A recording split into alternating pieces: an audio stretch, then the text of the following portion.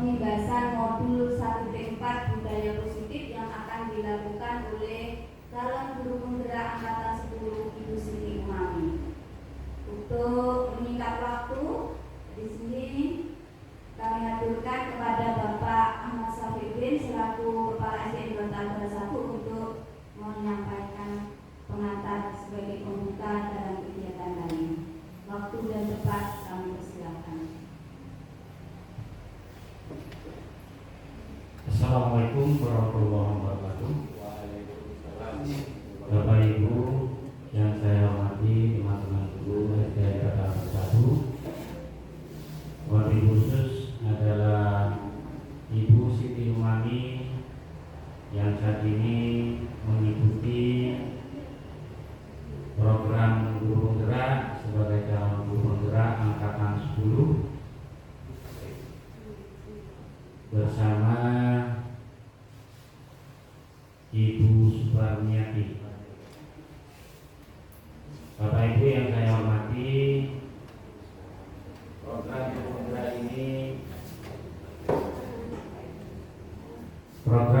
penggerak ini merupakan program Kementerian Pendidikan dan Kebudayaan, Riset Teknologi, Dikti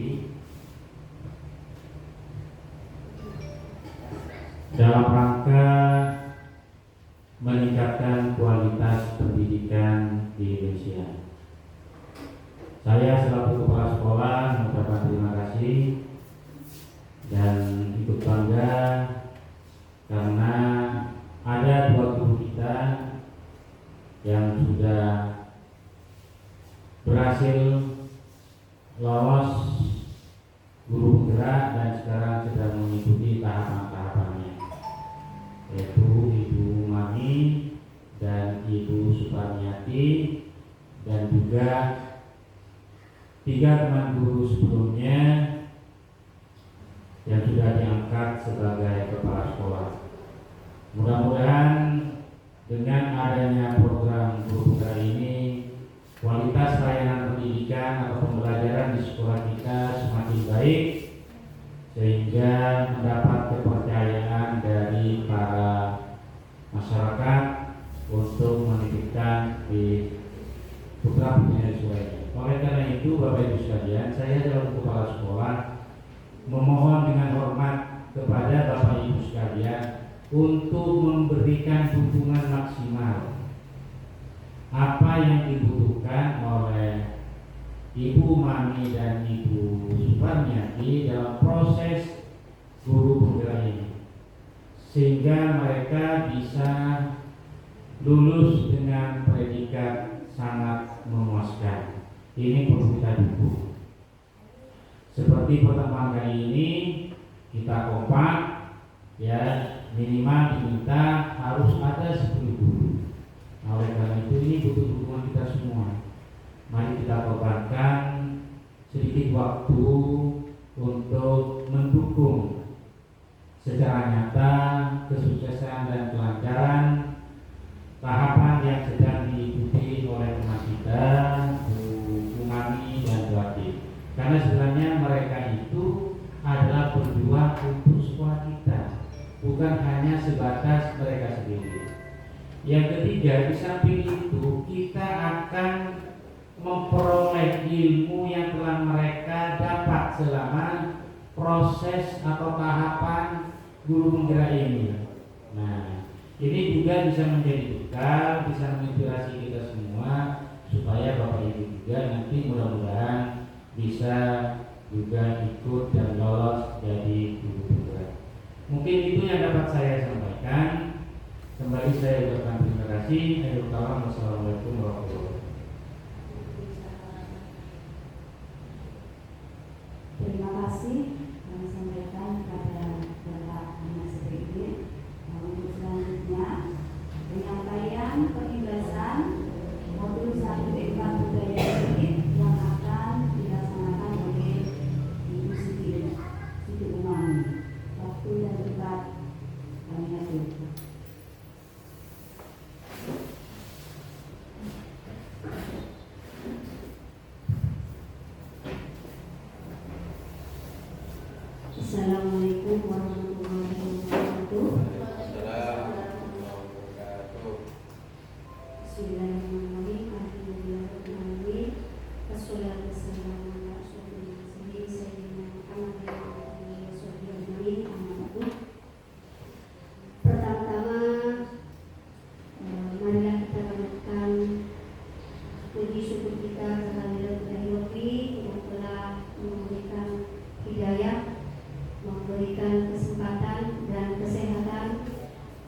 kita bisa bertemu berkumpul di sini dalam acara diseminasi atau pembebasan modul 1.4 yaitu budaya positif. Yang kedua, sholawat dan salam mudah-mudahan selalu tercurah limpahkan kepada junjungan kita Nabi Muhammad SAW, yang mana kita harapkan syafaatnya kelak di akhirat. Selanjutnya pada kesempatan ini saya ucapkan terima kasih banyak kepada Bapak Ibu guru sekalian yang telah meluangkan waktu untuk bisa berkumpul di sini untuk mendukung kegiatan saya dalam rangka pembebasan tentang apa yang sudah saya pelajari pada program guru penggerak, yaitu sekarang sudah sampai pada akhir modul 1, yaitu modul 1.4, di mana pada akhir modul kita diberi tugas untuk melakukan diseminasi atau pembebasan apa yang sudah kita pelajari untuk bisa diibaskan kepada rekan-rekan guru semua, dengan tujuan kita bisa berkolaborasi dalam rangka membangun budaya positif di sekolah kita.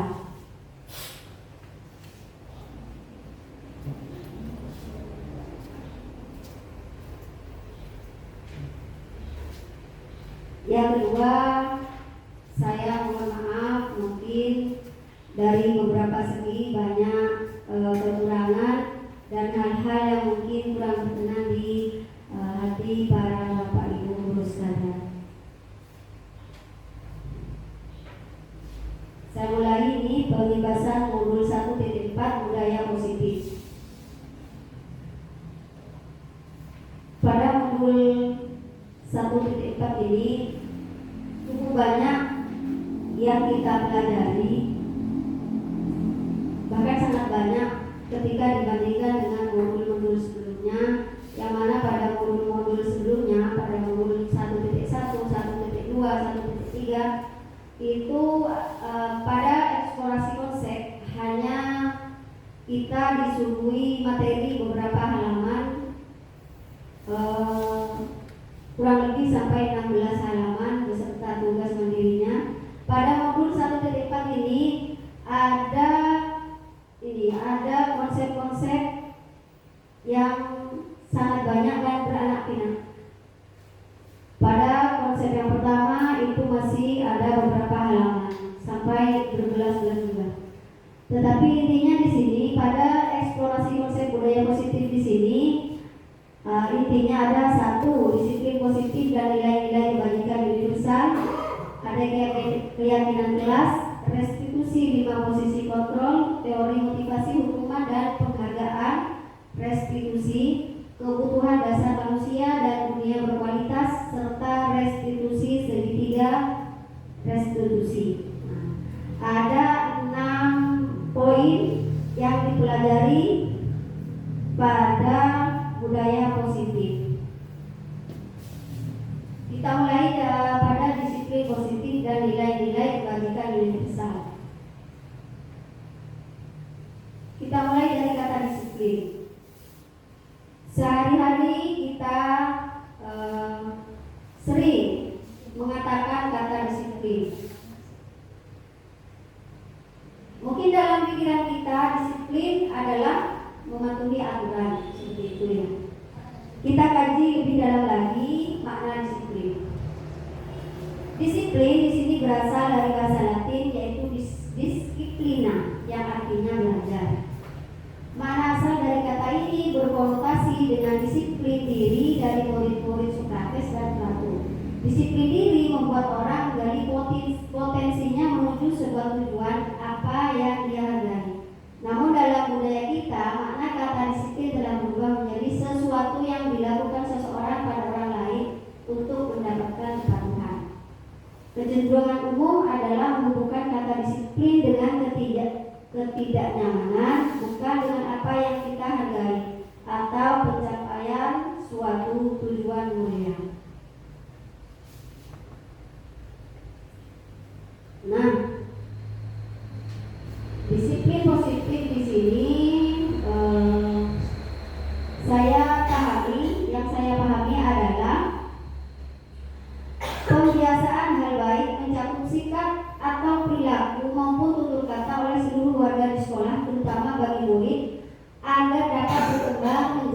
pribadi yang kritis, mandiri, dan bertanggung jawab. Itu yang ditarik kesimpulan oleh saya sendiri bahwa disiplin positif adalah pembiasaan hal baik yang mencakup sikap ataupun perilaku, tutur kata dari seluruh warga sekolah. Di sini seluruh warga sekolah ya, bukan hanya murid, tetapi termasuk guru dan juga tenaga kependidikan yang ada. Nah, kita di sini sebagai pendidik, apa yang menjadi tujuan dalam disiplin positif adalah untuk menciptakan peserta didik yang memiliki disiplin diri, sehingga mereka berperilaku mengacu pada nilai-nilai kebajikan universal dan memiliki motivasi dalam diri menuju perubahan perilaku yang lebih baik. Sekarang kita lanjutkan pada miskonsepsi tentang teori kontrol. Di sini yang berbanding terbalik dengan konsep teori kontrol, di mana dipercayai di sini yang pertama yaitu ilusi guru mengontrol murid. Dalam pikiran kita bahwa seorang guru itu pada budaya disiplin tugasnya mengontrol murid. Seperti itu. Yang kedua, kita juga berilusi bahwa orang dewasa berhak memaksa. Selanjutnya, semua penguatan positif, efektif, dan bermanfaat. Itu miskonsepsi yang terjadi. Yang selanjutnya yaitu kritik dan membuat rasa bersalah mampu menguatkan karakter. Dan terakhir yaitu bahwa orang dewasa memiliki hak untuk memaksa. Di sini miskonsepsi atau pengertian atau mindset kita terhadap anak-anak kita.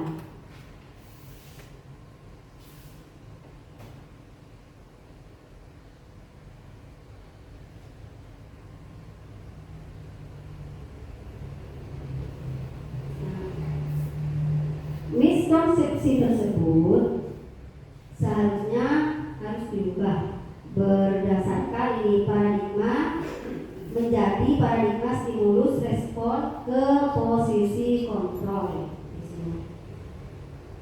Jadi tindakan-tindakan kita yang selama ini berdasarkan konsep yang tadi, kita berusaha merubah pada paradigma stimulus respon menjadi posisi kontrol. Kita bisa baca di slide situ.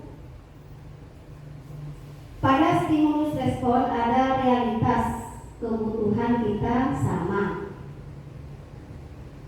Sedangkan teori kontrol kebutuhan kita berbeda. Semua orang melihat hal yang sama. Pada teori kontrol setiap orang memiliki gambaran berbeda. Kita mencoba mengubah orang agar berpandangan sama dengan kita. Pada teori kontrol, kita berusaha memahami pandangan orang lain tentang dunia. Perilaku buruk dilihat sebagai suatu kesalahan.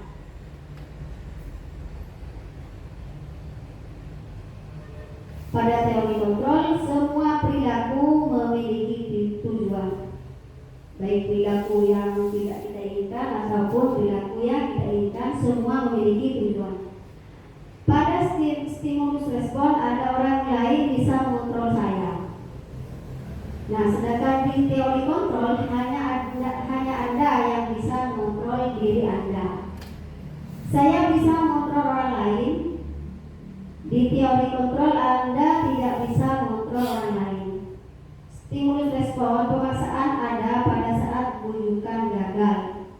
Pada teori kontrol, kolaborasi dan konsensus menciptakan pilihan-pilihan baru.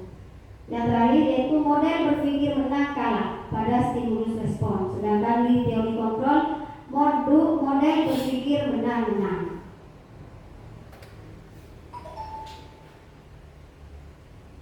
Sekarang saya lanjutkan dulu materinya, nanti kita bisa sharing setelah di akhir.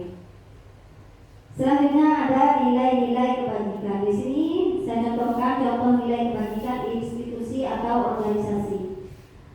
Nilai-nilai kebajikan yang pertama yaitu biasanya di sini di sekolah kita mengacu pada nilai-nilai profil pelajar Pancasila, yaitu beriman dan bertakwa kepada Tuhan Yang Maha Esa dan berakhlak mulia, berkebinekaan global, gotong royong, mandiri, kreatif, dan kebenaran kritis. Pada organisasi Ibu Primary Years Program, nilai-nilai kebajikan yang dianut yaitu toleransi, rasa hormat, integritas, mandiri, menghargai, antusias, empati, pengetahuan, kreativitas, kerjasama, percaya diri, dan komitmen. Pada life skill dapat dipercaya, lurus hati, pendengar yang aktif, tidak merendahkan orang lain, dan memberikan yang terbaik dari diri. Di sini nilai-nilai kebajikan di sini adalah menjadi acuan terhadap tindakan dari apa yang dilakukan anak, menjadi acuan. Apa nilai-nilai kebajikan apa yang dituju dari tindakan-tindakan itu yang mestinya kita kaji. Beralih pada poin selanjutnya yaitu kebutuhan dasar manusia. Apa itu kebutuhan dasar manusia? Yaitu seluruh tindakan manusia memiliki tujuan tertentu. Semua yang kita lakukan adalah usaha terbaik kita untuk mendapatkan apa yang kita inginkan. Semua yang dilakukan memiliki tujuan tertentu, yaitu untuk memenuhi kebutuhan dasar. Ada 5 kebutuhan dasar manusia, yaitu kebutuhan bertahan hidup. Kebutuhan bertahan hidup apa saja? Di situ ada makanan. Nah, itu saya ketik ya, maaf Bapak Ibu tipe. Makanan, pakaian, tempat tinggal, keamanan, dan kesehatan. Itu kebutuhan dasar manusia untuk bertahan hidup.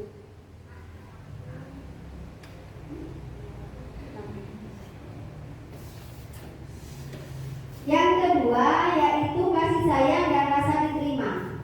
Nah, kita butuh kasih sayang dan rasa diterima. Di antaranya yaitu dipedulikan, berbagi, kerjasama, dan menjadi bagian dalam kelompok. Yang selanjutnya ada kebutuhan dasar manusia yaitu penguasaan. Pada penguasaan ada harga diri, keinginan untuk dianggap, memimpin, berprestasi, diakui, dan didengar. Kebebasan yaitu ada mandiri, memiliki pilihan, mencoba hal baru, dan mampu mengendalikan arah dirinya. Yang terakhir yaitu kebutuhan dasar manusia tentang kesenangan. Kita punya kebutuhan dasar yaitu kesenangan, seperti bermain, bercanda, humor, itu antusias dan tertawa. Itu adalah kebutuhan kita akan kesenangan. Nah, di sini ada kasus untuk mengkaji kebutuhan dasar manusia.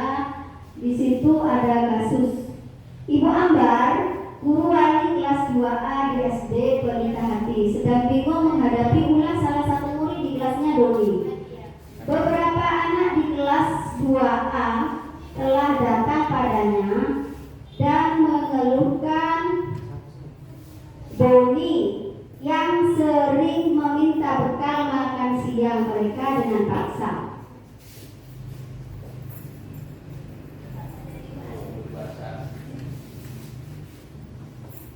Ya, kasusnya Doni yang seringkali meminta bekal makan siang mereka dengan paksa. Jika Anda menghadapi situasi seperti Ibu Ambar, apa yang akan Anda lakukan?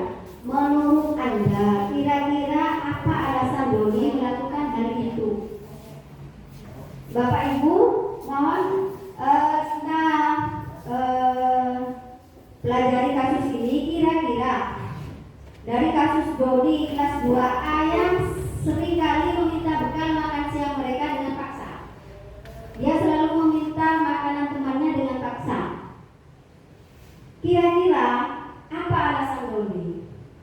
Atau kebutuhan dasar apa yang ingin dipenuhi Doni? Seperti tadi, oke, Bapak Ahyar.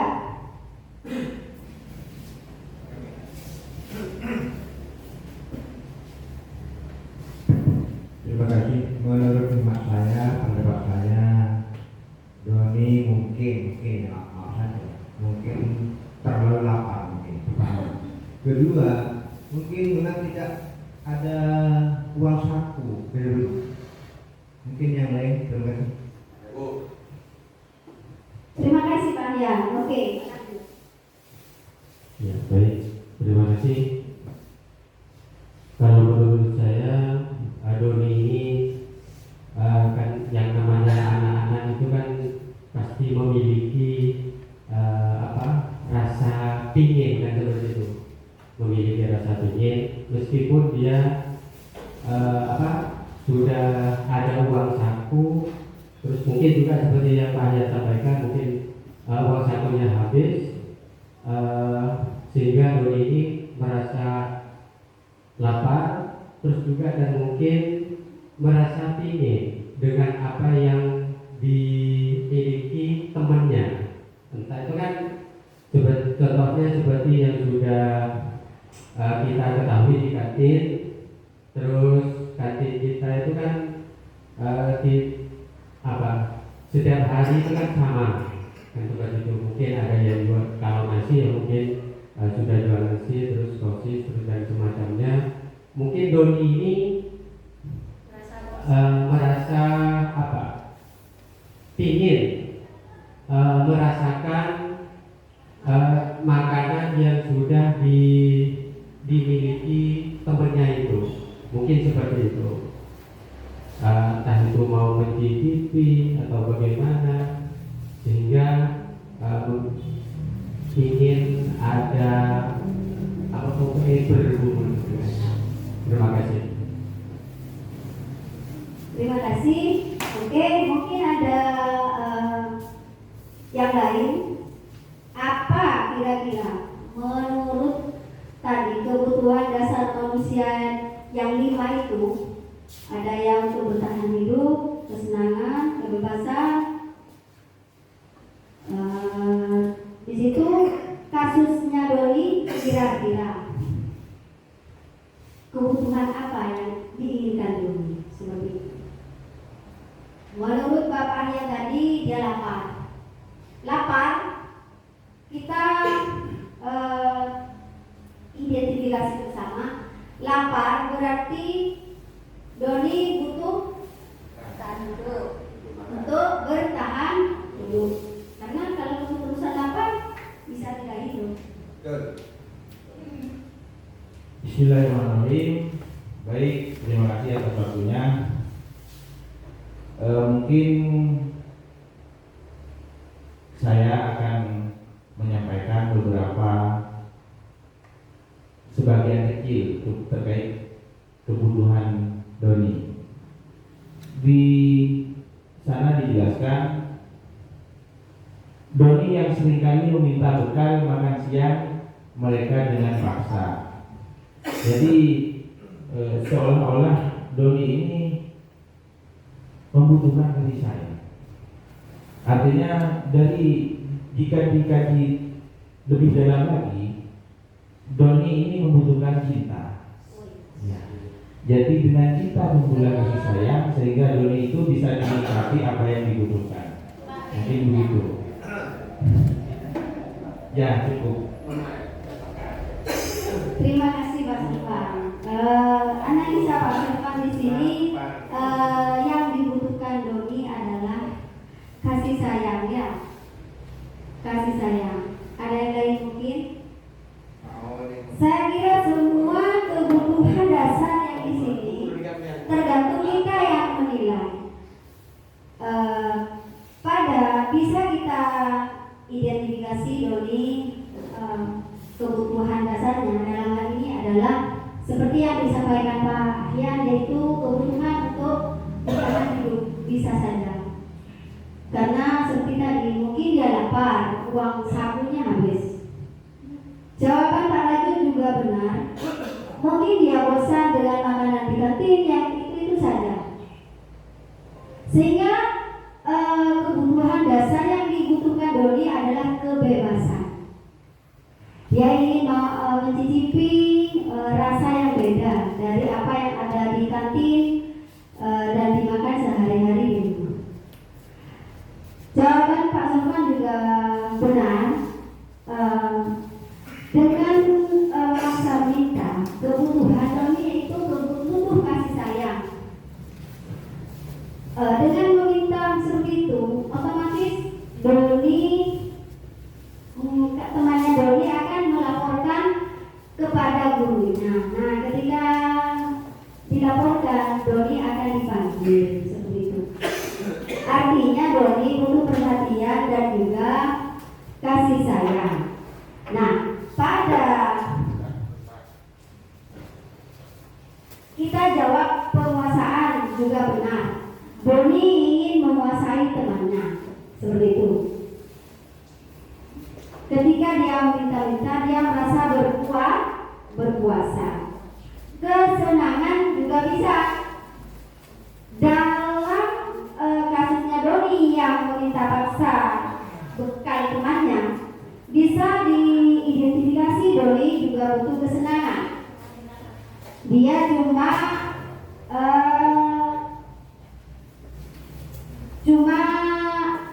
cowok-cowok, artinya tak ngalah oku, bukan ingin beneran. Cuma dia merasa senang ketika temannya marah seperti itu. Berarti dari kasus di atas, kebutuhan dasar manusia itu semua bisa sebagai jawaban dari kasus Doni tersebut. Oke, kita lanjutkan pada kasus ini. Maaf ya. Tadi kan ada kebutuhan dasar manusia dan dunia berkualitas. Nah, di sini dunia berkualitas. Maksud saya di sini kita akan belajar tentang dunia berkualitas. Apa yang dimaksud dunia berkualitas? Adalah tempat khusus dalam pikiran Anda, tempat Anda menyimpan gambaran representasi dari semua yang Anda inginkan.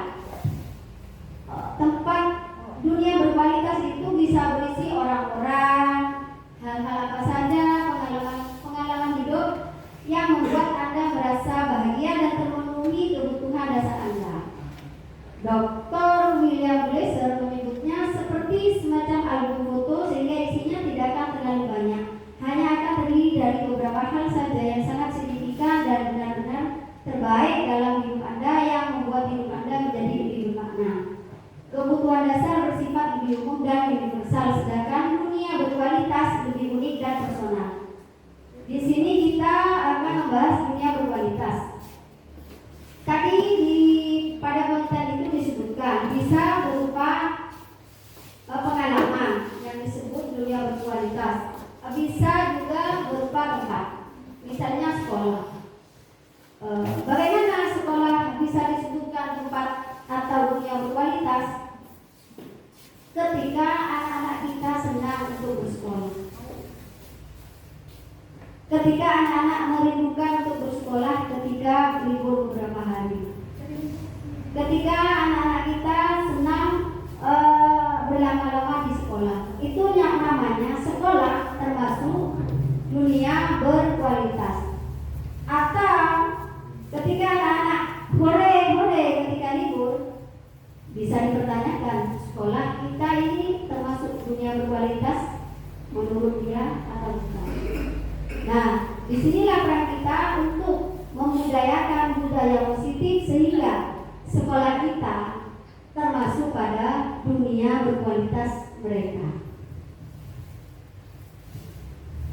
Kita beralih pada restitusi 5 posisi kontrol. Di sini pada guru ya, 5 posisi kontrol. Yang pertama ada penghukum. Ada tipe guru penghukum. Yang kedua, pembuat merasa bersalah. Yang ketiga, menjadi teman. Yang keempat, pemantau. Dan yang kelima, manajer. Tanpa kita sadari, kita mempunyai 5 posisi kontrol di sini. Kira-kira kita dari sekarang bisa mengingat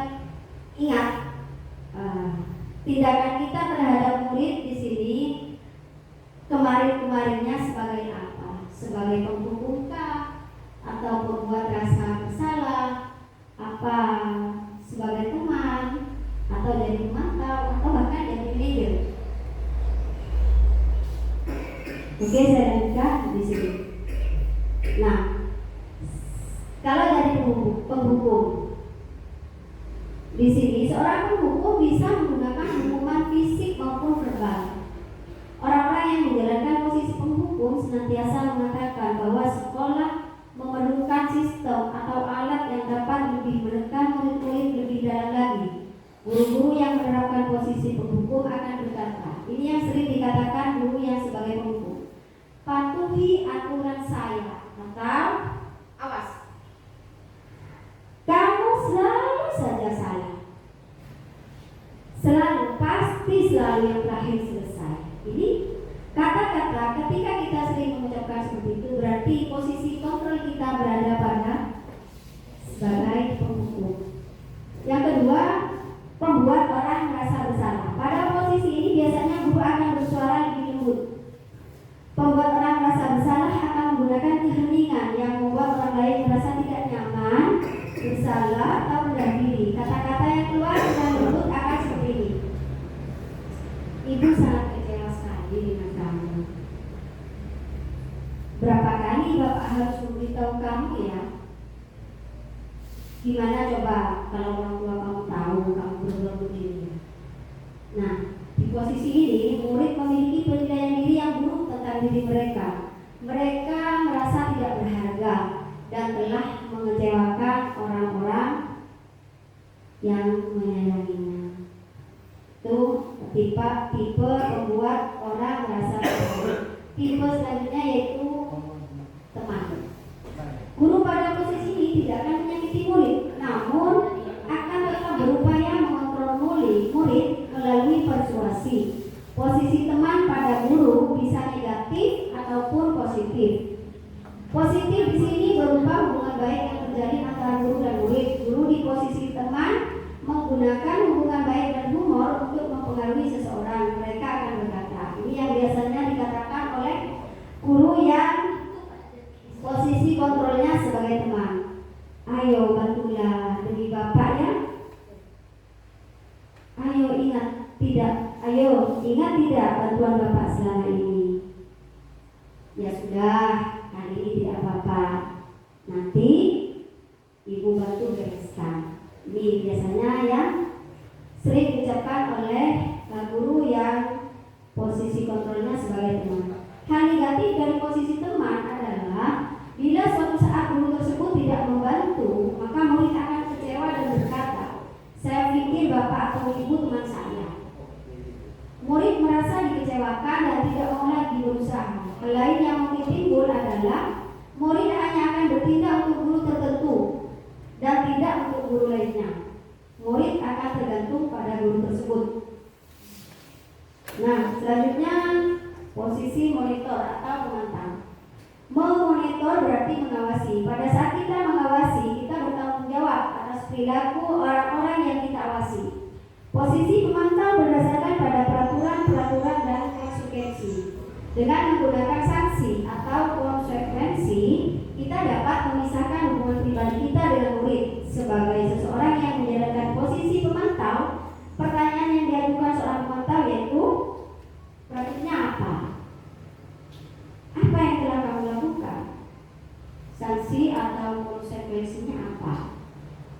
Seorang pemantau sangat mengendalikan perhitungan, catatan, data yang dapat digunakan sebagai bukti atas perilaku seseorang. Posisi ini akan menggunakan stiker atau slip catatan, daftar cek. Posisi monitor sendiri berawal dari teori stimulus respon yang menunjukkan tanggung jawab guru dalam mengontrol murid. Selanjutnya yaitu posisi manajer.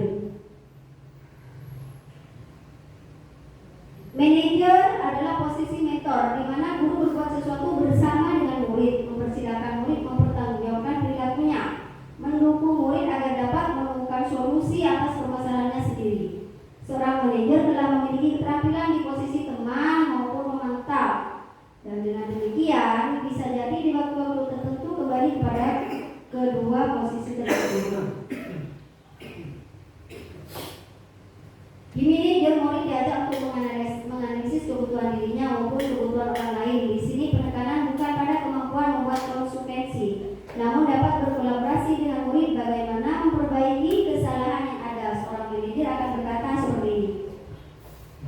Apa yang kita yakini? Apakah kamu meyakininya? Jika kamu meyakininya, apakah kamu bersedia memperbaikinya? Jika kamu memperbaiki ini, hal ini menunjukkan apa tentang dirimu? Apa rencana kamu untuk memperbaiki hal ini? Nah, tugas seorang manajer bukan untuk mengatur perilaku seseorang. Kita membimbing murid untuk dapat mengatur dirinya. Seorang manajer bukannya memisahkan murid dari kelompoknya, tapi mengembalikan murid tersebut ke kelompoknya dengan lebih baik. Bisa jadi dalam praktek penerapan disiplin sehari-hari kita akan kembali ke posisi teman atau menonton. Begitu kira-kira penjelasan dari 5 posisi kontrol. Kira-kira setelah saya tadi berkata membayangkan tindakan-tindakan sehari-hari kita, apakah selama ini posisi apa yang sudah kita lakukan selama ini?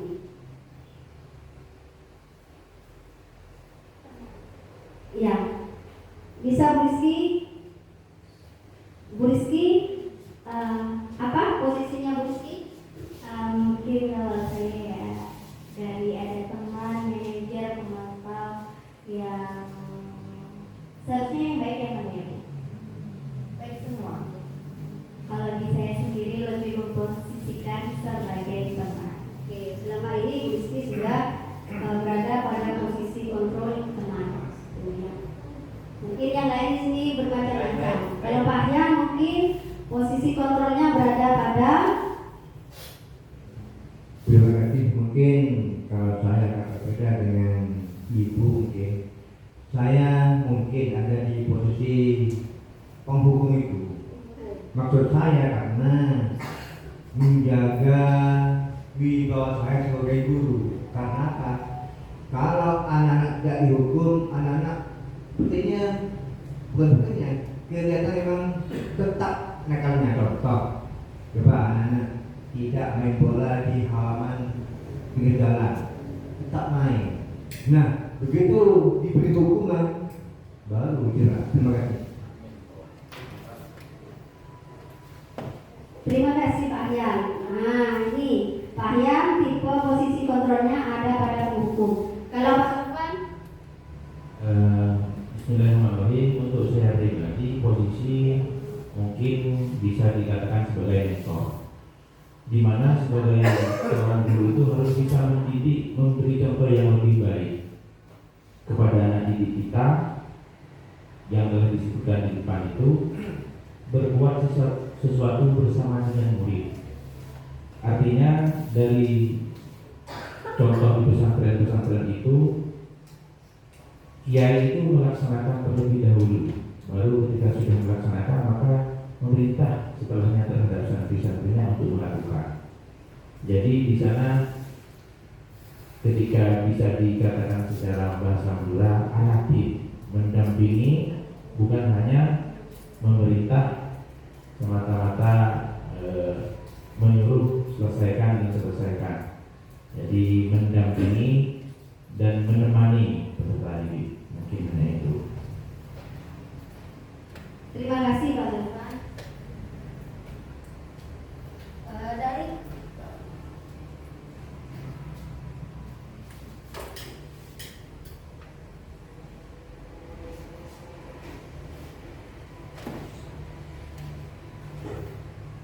Dari ketiga tadi teman guru, ada yang berada pada posisi kontrol penghukum, ada yang posisi kontrolnya teman, dan ada juga manajer.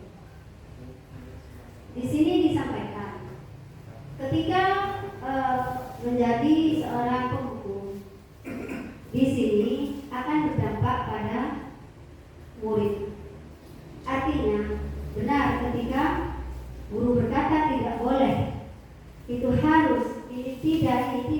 Nanti ketika guru tidak ada, guru yang bersangkutan tidak ada, maka kemungkinan besar murid akan mengulangi. Pada posisi teman tadi ada nilai positif dan ada nilai negatif. Di situ sudah disampaikan. Nilai negatifnya yaitu murid merasa dikecewakan ketika guru itu tidak membantunya. Murid berpikir, oh saya kira ibu akan menjadi teman saya, ternyata tidak. Dan akan hanya kepada guru tersebut, tidak ke guru yang lain. Posisi manajer sebagai mentor di sini disampaikan juga pada pembelajaran di sini, posisi yang paling baik adalah posisi manajer. Seperti itu. Jadi seharusnya kita berada pada posisi manajer, karena menurut ini yang saya pelajari di modul 1.4 ini adalah posisi yang paling baik yaitu sebagai manajer. Seperti yang dicontohkan tadi Bapak Sofwan, kita bersama-sama murid melakukan bersama-sama hal kebaikan, dan juga kita akan mengetahui, kita menetapkan bersama konsekuensinya ketika kita melanggar seperti itu. Kita tahu. Ini bisa dilanjutkan nih, contoh penerapan posisi kontrol. Ada kasusnya siswa tidak memakai atribut lengkap saat upacara bendera. Pada posisi penghukum, hukumannya adalah langsung itu, hormat pada bendera selama 1 jam. Hukum. Ya. Pada posisi pembuat rasa bersalah, ini dibilang ini, berapa kali ibu harus memberitahu kamu selalu saja mengecewakan ibu kecewa, sehingga anak merasa bersalah. Ketika posisi sebagai teman, nih yang dikatakan, ayo dong ikuti aturan sekolah, tolong bantu ibu. Sekali ini ya sudah tidak apa-apa. Lain kali jangan sampai dibuat seperti ini lagi ya. Ini kelihatannya untuk jangka pendek memang bagus seperti ini, tetapi untuk jangka panjang tidak bisa, kurang bagus ya. Ya selanjutnya ada memantau. Nah di sini memantau ya. Kamu sudah melanggar peraturan sekolah, kamu tahu konsekuensinya. Setelah upacara, kamu beli atributnya ke koperasi dan jangan diulangi lagi. Ya. Dan yang terakhir sebagai manajer, apakah kamu tahu kesalahanmu? Kira-kira bagaimana kamu memperbaiki kesalahanmu? Nah, nanti di sini anak-anak akan menjawab, ya Pak, saya tidak memakai atribut. Tanya lagi, bagaimana kamu memperbaiki kesalahanmu? Untuk menunjukkan saya akan melengkapi atribut saya. Ya, untuk yang manajer. Kita lanjutkan. Ini sudah ya. Nah, di sini ada tabel. Di sini tabelnya sudah cukup lengkap, 5 posisi kontrol. Di situ ada yang bertuliskan merah, ada penghukum, pembuat orang merasa bersalah, teman, atau manajer. Di situ ada ketika jadi posisi kontrol kita ada pada penghukum dan pembuat orang merasa bersalah, itu identitasnya identitas gagal. Sedangkan posisi kontrol teman dan pemantau identitas berhasil, dan juga manajer identitas berhasil di sini ya. Ini ada perbuatan yang buruk seperti apa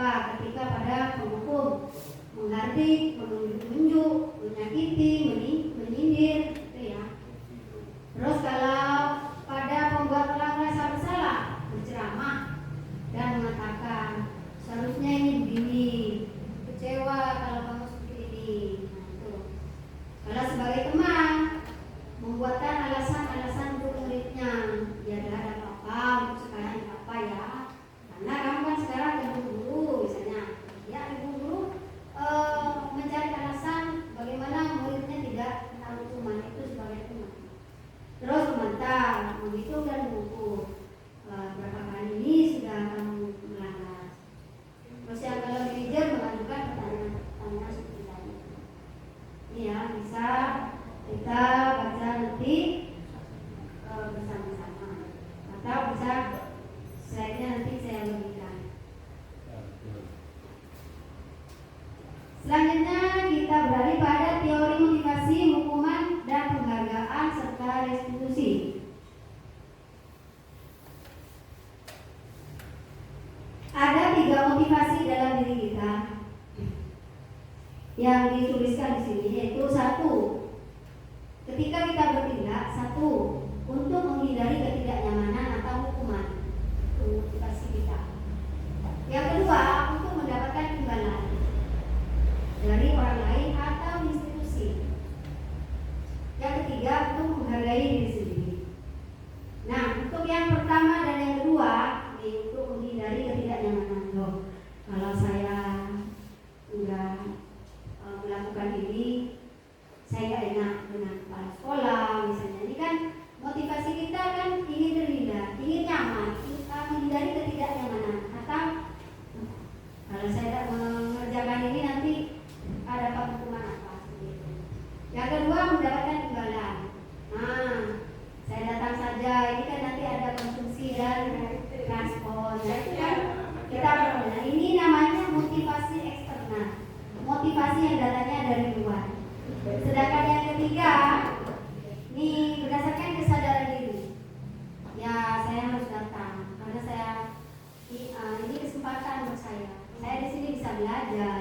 Nah, ini adalah motivasi yang intrinsik, artinya motivasi dari dalam, dari diri sendiri. Ya. Untuk murid-murid kita mungkin sedikit yang mempunyai motivasi internal. Mudah-mudahan Bapak Ibu guru yang banyak, karena yang banyak memiliki motivasi intrinsik ini. Nah, ini ada hukuman, konsekuensi, dan restitusi perbedaannya. Kalau hukuman tidak terencana atau tiba-tiba, ya kan seringkali kita ketika melihat anak melanggar, kita memang hukuman yang dilakukan spontan. Tidaklah macam berdiri misalnya, apa spontan, artinya tidak terencana dan tiba-tiba. Dan seringkali murid tidak tahu apa yang terjadi atau tidak dilibatkan, artinya tidak ditanya apa. Selanjutnya bersifat satu arah, hanya untuk murid, dan berupa hukuman fisik ataupun psikis. Tidak berupa tindakan tetapi berupa ceramahan itu.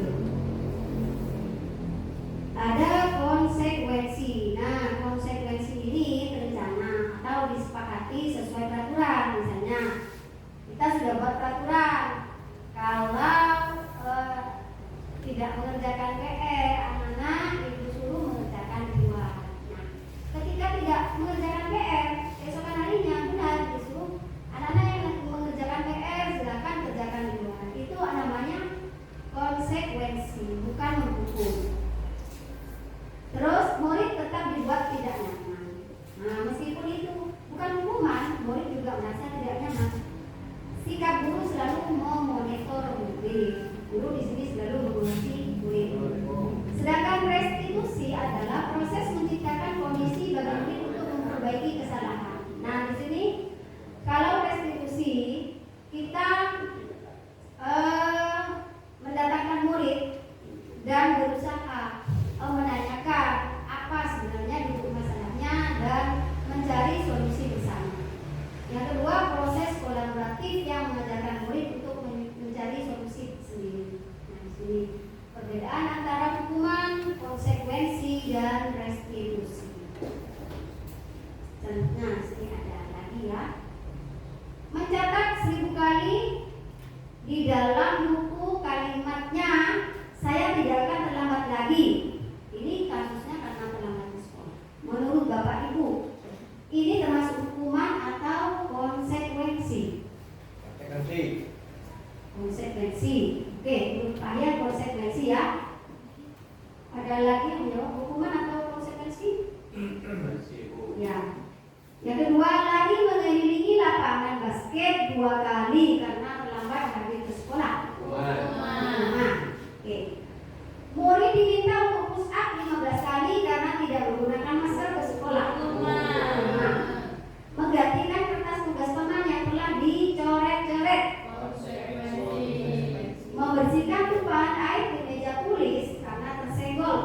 belajar.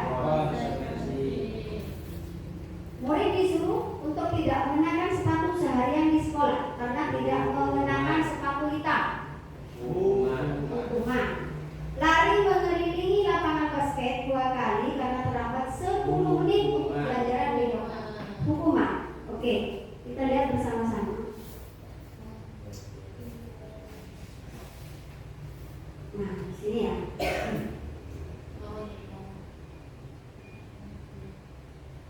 Ternyata mencatat 100 kali di dalam buku dengan kalimat saya tidak akan terlambat lagi itu termasuk hukuman, bukan konsekuensi. Karena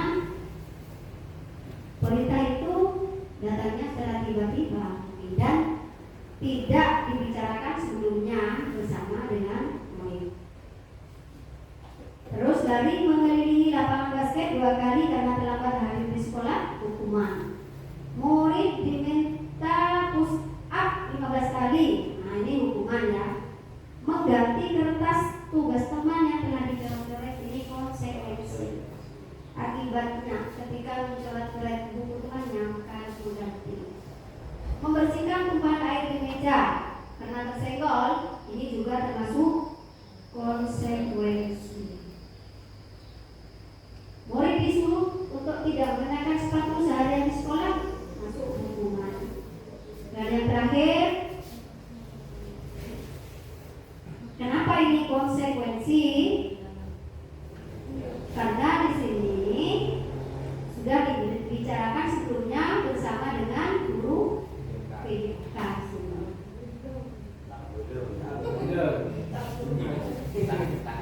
Kita beralih pada keyakinan kelas. Di situ di pelajaran yang saya pelajari ada banyak pertanyaan seperti ini. Kenapa keyakinan kelas? Kok tidak peraturan atau kesepakatan kelas?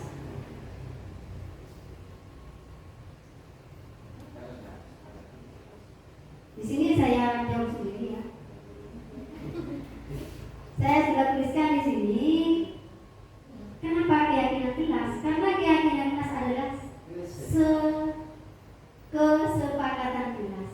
Nah, sebuah kesepakatan sudah yang telah dibuat dan diyakini bersama antara guru dengan murid dengan harapan bisa dilakukan dan bisa meningkatkan kedisiplinan. Sedangkan peraturan, kalau peraturan lebih pada sepihak, artinya guru yang membuat tanpa melibatkan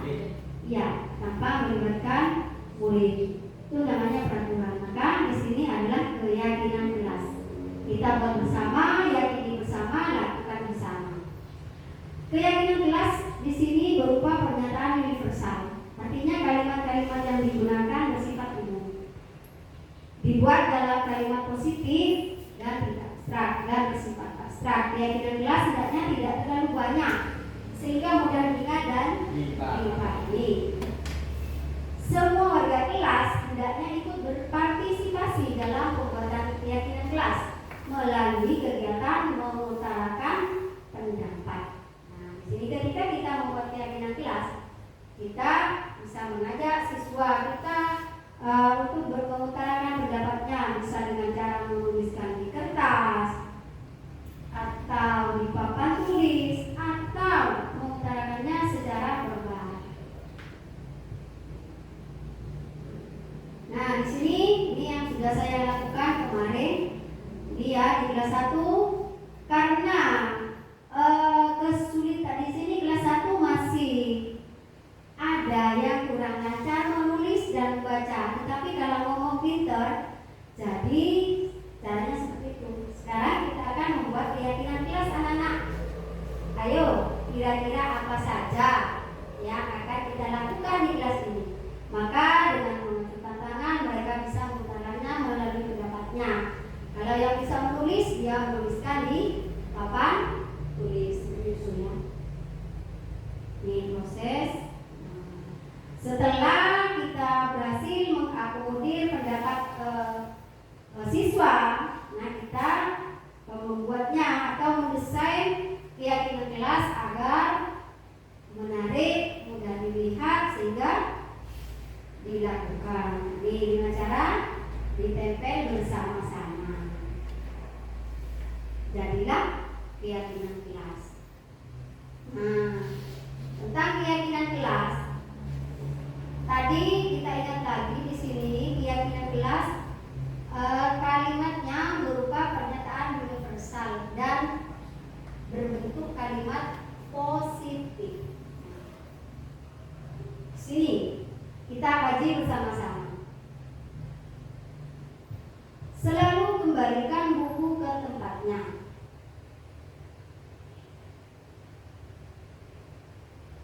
Ini termasuk ke apa? Bagaimana? Keyakinan kelas memang semuanya. Maksudnya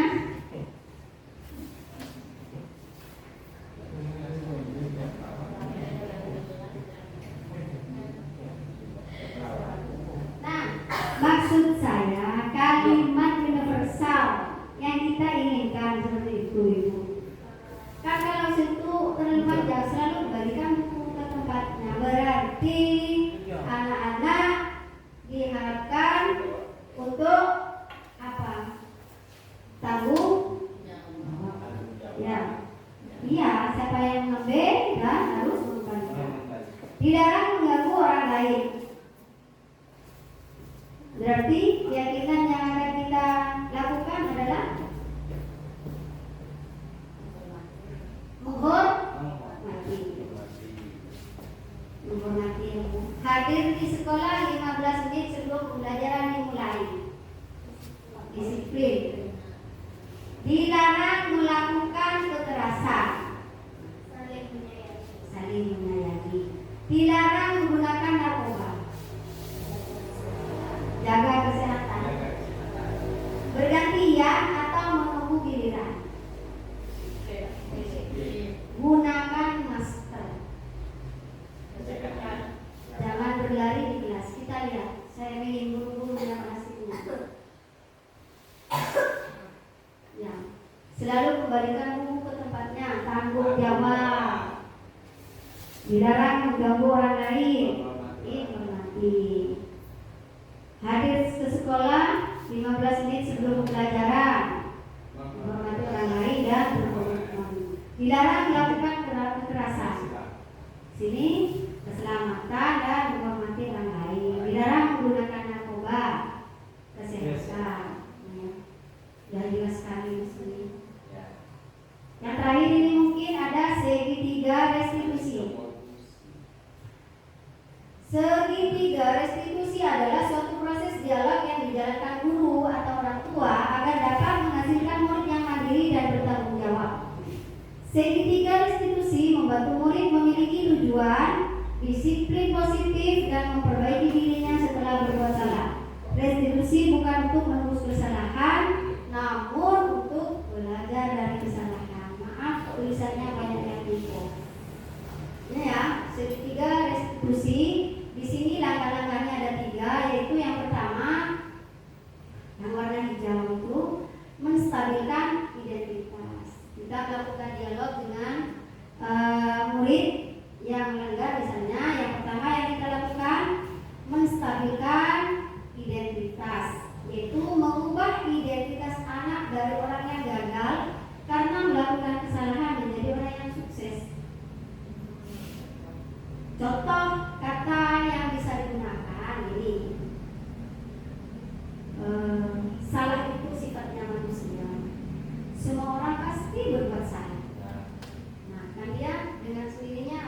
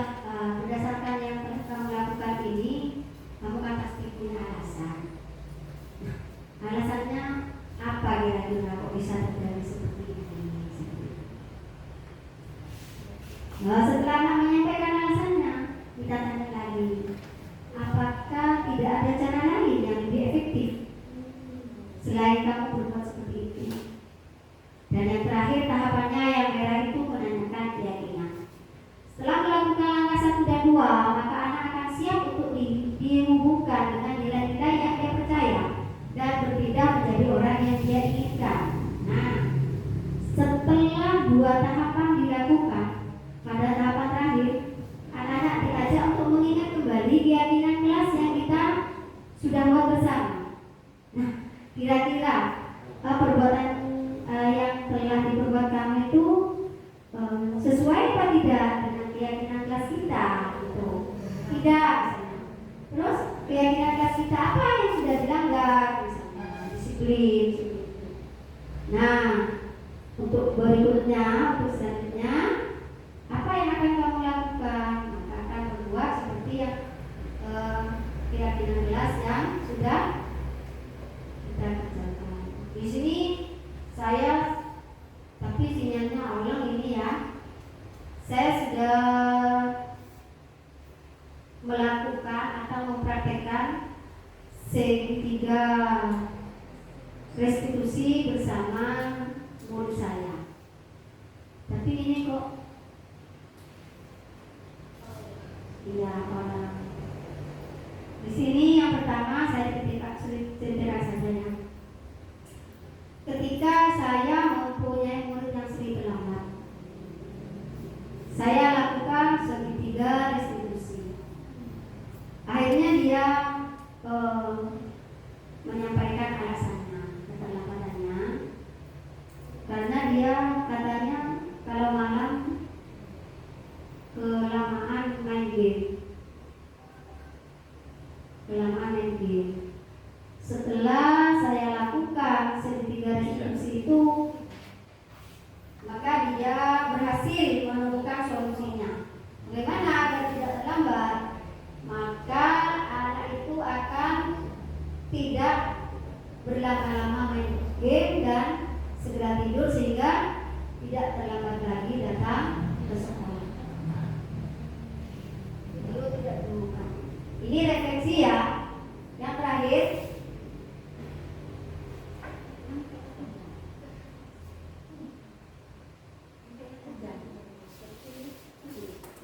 ini refleksi yang terakhir ya. Ada refleksi. Refleksi ini bukan untuk saya dan untuk Bapak Ibu sekalian.